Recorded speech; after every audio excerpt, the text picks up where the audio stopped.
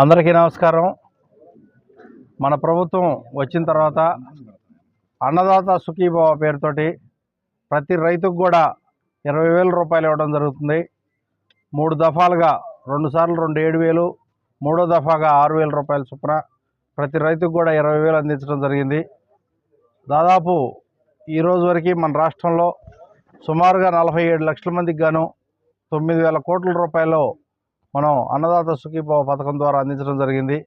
దాని గురించి రైతుల వద్దకు వచ్చి వారికి జరిగిన మేలు గురించి, మన ప్రభుత్వం వచ్చిన తర్వాత వాళ్ళకి చేసిన మేలు గురించి కానీ, అట్లానే పంటలు ఎట్లా పడినాయి, ఏ రేట్లు ఉన్నాయి, వాటికి గిట్టుబాటు ధర కల్పించిన మన ప్రభుత్వం గురించి వివరించడం కోసం ఈరోజు ఈ కార్యక్రమం ఏర్పాటు చేయడం జరిగింది.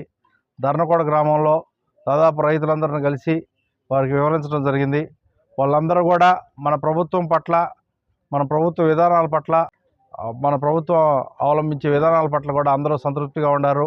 అట్లానే ఎరువులు కూడా సకాలంలో అందినాయని, రాబోయే రోజుల్లో కూడా ఎటువంటి ఇబ్బంది లేకుండా చేస్తామని హామీ ఇవ్వడం జరిగింది.